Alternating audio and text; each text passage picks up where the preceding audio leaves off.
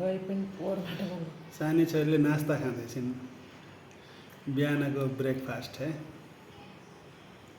मिठो छ, खाऊ। Pure organic. हाम्रो नास्ता यस्तै हुने गर्छ।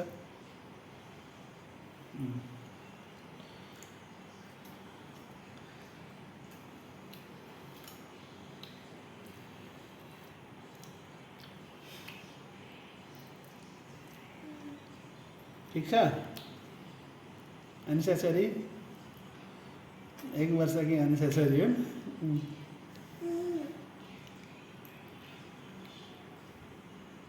खाऊ खाऊ खाऊ खाऊ।